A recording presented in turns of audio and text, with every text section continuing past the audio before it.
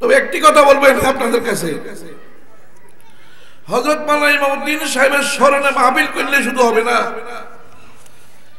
ইমামউদ্দিন সাহেবের আদর্শ কি ছিল, কি কারণে তিনি এই দেশ থেকে চলে গেল, কি জায়গা জমির কি বেজাল হয়েছে, কোন মোকদ্দমা হয়েছে, কিচ্ছু হয় নাই, শুধুমাত্র ইসলামী শরিয়ত, ইসলামী আইন কানুন তখন এত খারাপ ছিল, ঘরে ঘরে গান বাজনা ঢোল তবলা ছিল, মানুষ নুয়াল পিনতো, বড় আলেম ওলামা ছিল না, মুনসিবি মোল্লা মিজি দিগুন ছিল, এগুলো সব বেদাতি ছিল, শরাবখোর মদ ছিল, গাঁজড়ি ছিল, খারাপ ছিল, গান বাজনা বেশি ছিল, শিরিক বেদাতে ভরপুর ছিল,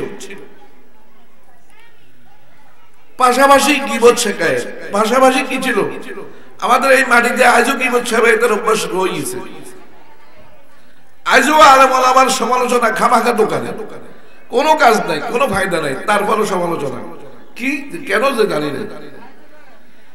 এই সমস্ত কারণেই হযরত মাওলানা ইমামউদ্দিন রাহমাতুল্লাহ আমাদেরকে ছেড়ে গেছে। আমি বলবো যে আমরা যদি শুধু ওনার স্মরণে মাহফিল করে লাভ হবে না, ওনার আদর্শ বাস্তবায়ন যদি আমরা করি তাহলে সবচেয়ে বেশি সম্পর্ক হবে ওই দিন কিয়ামতের মাঠে আমাদের সাথে। কি বলেন ইনশাআল্লাহ। এই জন্য বলছে আল্লাহ পাক, ওই যে মাওলানা সাহেব বলেছে না যে আপনাদের সাথে একটা সুসম্পর্ক গড়ে তোলার একটা নমুনা সৃষ্টি হয়েছে, যে মাদ্রাসা চালু হয়েছে, মাদ্রাসার পরে এটাকে কেন্দ্র করে এই স্মরণের মাহফিল চালু হয়েছে, জীবনী লেখা হয়েছে, এখন সাদুল্লাহপুরের সাথে আমাদের আরো যোগাযোগ বেড়ে যাচ্ছে। তাহলে আমরা দিন দিন আগাচ্ছি না পিছাচ্ছি? আগাচ্ছি।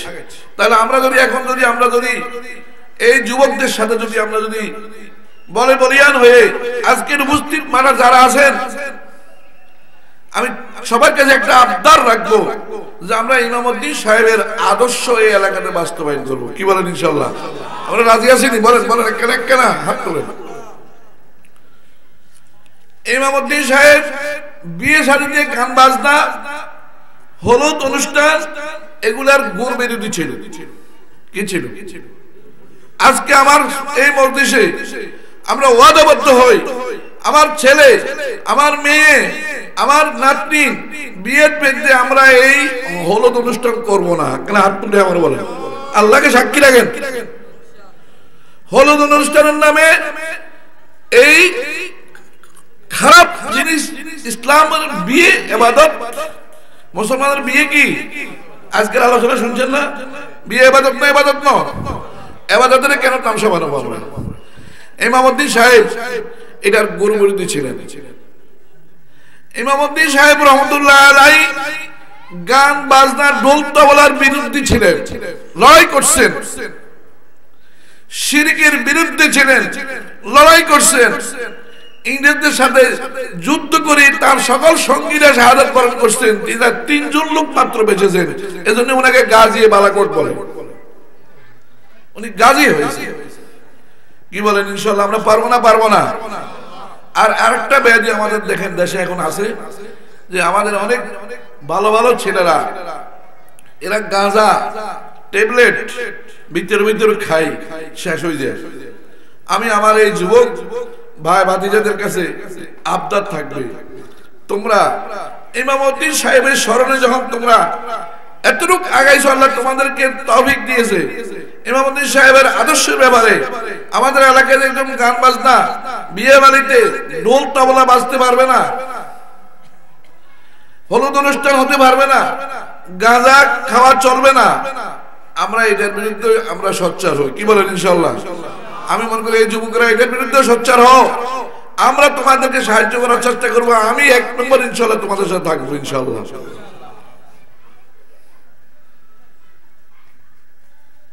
আর আরেকটা ব্যাধি যেটা, দোকানে চা খাইতে খাইতে বসি সমালোচনা, গীবত। এই গীবত থেকে বাঁচার চেষ্টা করি। কোন মানুষ যদি ভুল করে, আপনি যদি তার খায়ের খাওয়ান, তাকে সতর্ক করবেন। আমি আপনার ভালো কামনা করি, আপনার এই একটা ভুল পাইছি, আপনার বোধহয় এটা সতর্ক করার মানে এটা হলে তার খায়ের খা। আর না যদি ছেলে হয় বাবার কাছে বিচার দিবেন, মেয়ে হইলে মার কাছে বিচার দিবেন, ছাত্র হইলে শিক্ষকের কাছে বিচার দিবেন, এলাকার কোন লোক হইলে ছাত্রের কাছে বোর্ডে বসে বিচার দিবেন। ওটা কথার কথা। দোকানে কি এই 5টার কোনটা দোকানে কি তার বাপ আছে, মা আছে, চেয়ারম্যান আছে, ইউনিয়ন পরিষদ আছে, শিক্ষক আছে? বলেন বলেন, ছাত্র শিক্ষক আছে, দোকানে কেন? এখানে ওই লোকটাকে শায়েস্তা করার জায়গা নয়। ওই লোকটা যে ভুল করতেছে আপনার খেয়াল মতো, তাকে ভুল করে শায়েস্তা করার জায়গা দোকান নয়। ছাত্র হইলে স্কুলে, মাদ্রাসা ছাত্র হইলে মাদ্রাসা, কি বলেন হ্যাঁ, আর ছেলে হইলে তার বাবার কাছে, মেয়ে হইলে মার কাছে। কথার কথা, একটা গার্ডিয়ান আছে। কিন্তু এখানে কেন বলি? এখানে বলি হযরত মাওলানা ইমামউদ্দিন রহমাতুল্লাহ আলাইহি যখন তিনি টের পাইছেন হাজিপুর মানুষ ওনার পিছনে গুসুর করে, এর ফাঁকে সাবের খান দারোগা সাহেব একদিন বসা অবস্থায় ছিল এই মুন্সিবাড়ির দরজাতে। ওগুলা বিষয়ে তিনি ভক্তদেরকে নিয়ে আলোচনা করেন। ওনার মুরিদ ছিল তো অনেক। সাবের খান দারোগা ওদিন বসা অবস্থায় ছিল। তখন পাশের বাড়ির কাকা লিখছে, পাশের বাড়ির কাকা হয় রিস্তায়, হালের গরু নিয়ে কানে নাঙ্গল জুমাল নিয়ে হাঁটু আমার কাপড় পরে গরুকে নিয়ে বিস্তার অব্দি হাঁটা লেগেছে। নাউজুবিল্লাহ কইলেন না। মনে হচ্ছে মুহাম্মদ রাসূলুল্লাহ সাল্লাল্লাহু আলাইহি ওয়াসাল্লামের অবস্থার মতো মক্কার মানুষেরা তাকে মেরে ফেলার জন্য এরকম ঘেরাও করে দিচ্ছে, নির্যাতন সমালোচনা করতেছে, বিভিন্ন ভাবে কষ্ট দিচ্ছে। আর মদিনাবাসীরা কি হাত পেতে আছে মুহাম্মদ সাল্লাল্লাহু আলাইহি ওয়াসাল্লাম কখন আমাদের কাছে হিজরত করে চলে আসবে। যেদিন আল্লাহ রাসূল সাল্লাল্লাহু আলাইহি ওয়াসাল্লাম হিজরত করে মদিনায় গেছিলেন, সেদিন মদিনার কচি বাচ্চারা ঘরের ছালে উঠি, পাহাড়ে উঠি, গাছে উঠি, উঁচু জায়গায় উঠি রাসূলকে সম্বর্ধনা দিয়েছে। তালাল বদরু আলাইনা মাদালিল্লাহি দাই ওয়াজাবা শুকরু আলাইনা মাদালিল্লাহি দাই। এই আরবি ছন্দগুলো আমাকে দেশের মিডিয়াদের বলতে আপনারা মন চিনা রেখি তারা মিডিয়া দল তারা কত কত মাস বুঝেনি কথাটা। তাইলা এই কচি বাচ্চারা রাসূলকে কি দিয়েছেন? সম্বর্ধনা দিয়েছেন। ইমামউদ্দিন রহমাতুল্লাহ আলাইহিকে হাজিরবাসীরা কুসুর করে, দোয়ানে সমালোচনা করে, গরু দিয়ে বিস্তার উপর গরু হাঁটাই নে, গরুর গা কি ফাঁকি পবিত্র নেই বলেন না? ওই বেড়ার তো ওই জ্ঞানটাও নাই। আর সাদুল্লাহ বলে সাবের খান দারোগা সাহেবের 16 খানে বাড়ির বিল্ডিং তৈরি করি আল্লাহ পাক কুদরতি খেলা কি খেলা লইছেন, জিন ঢুকে দিয়ে তাহলে বাইরের কাছে লইতে পারে। এবারে যখন হুজুরে দিবা লাইলো, হুজুরে নিল, এখন সব কি গেল, ঠিক হয়ে গেছে। দেখছেন কামটা কিভাবে ঘুরাইলো? কে ঘুরাইলো বলেন? কে ঘুরাইলো? আজ 150-200 বছর পরে যাইয়া 150-200 বছর সে হাজিপুরের সাথে আজকে এখন আবার সেই সাদুল্লাহপুর বাহিনীর সাথে আমাদের যোগাযোগ হতে যাচ্ছে। আমি এজন্যই বলেছি আল্লাহ পাক মনে আমাদের দিকে রহমতের চোখে তাকাইছে। কি বলেন?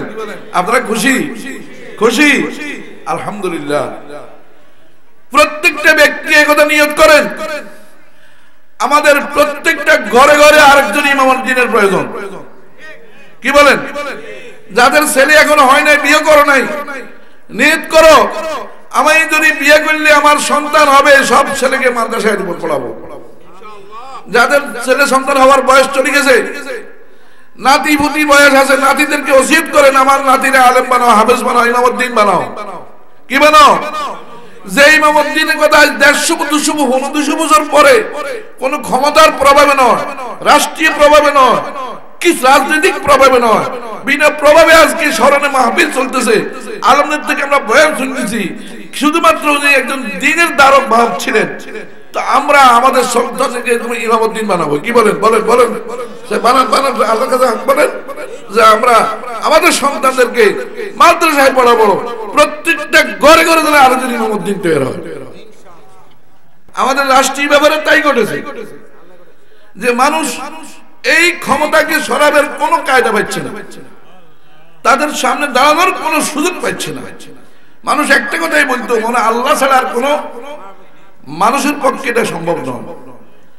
আল্লাহ পাক এমন এক ইস্যু সৃষ্টি করে দিল, এমন এক রাজনৈতিক লাইন ছাড়া ভিন্ন এমন এক ইস্যু সৃষ্টি করে দিল যে এমন পতন হইল, এমন এমন পরিস্থিতি ঘটলো যেটা কেউ ভাবতেও পারে নাই।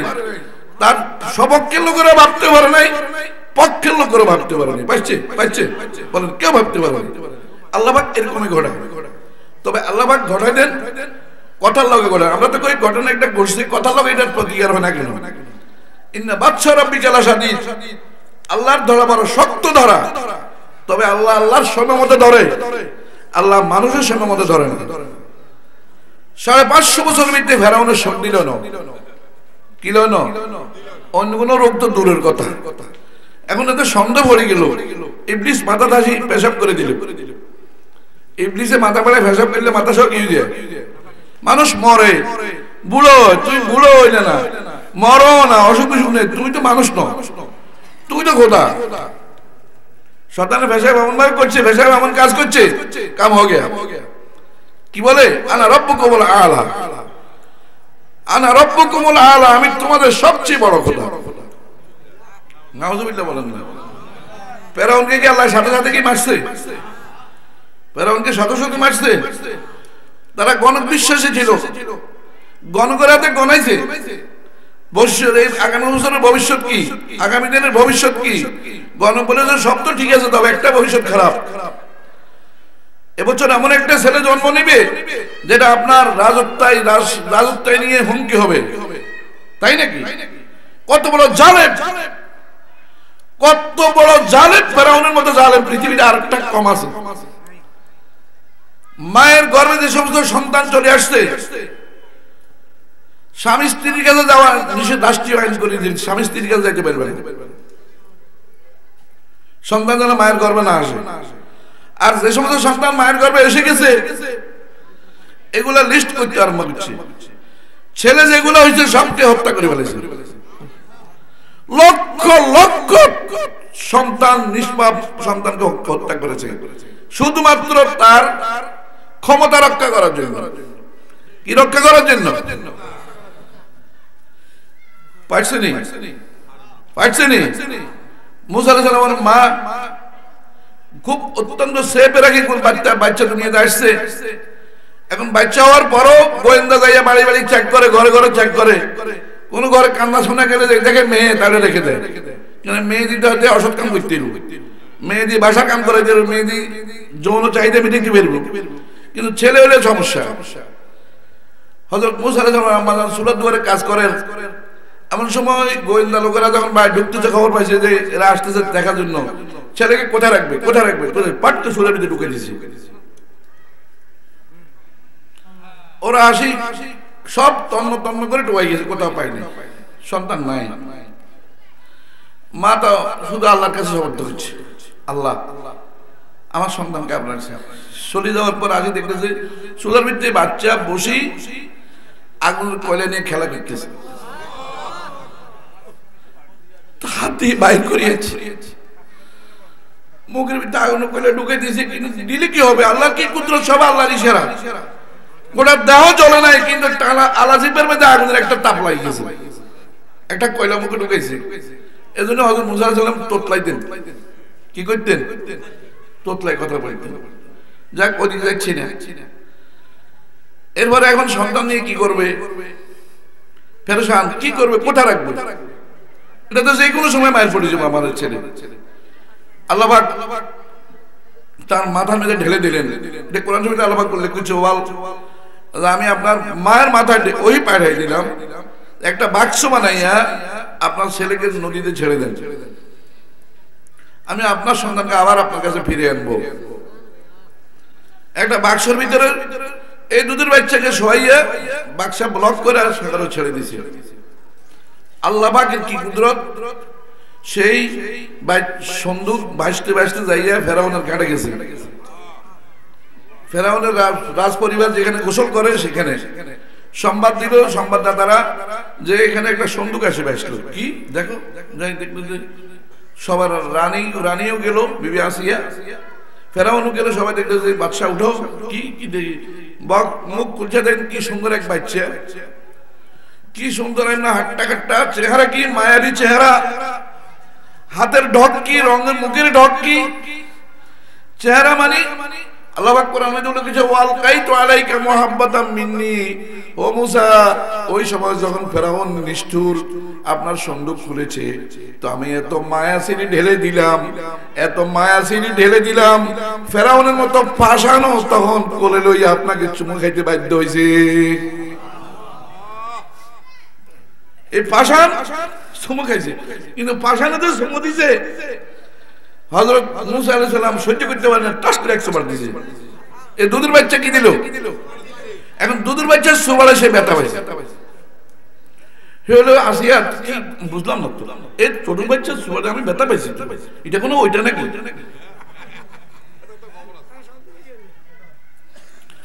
আসিয়া বলে তুমি কি পাগল নাকি, দুধের বাচ্চা কি সুবার দিতে পারে?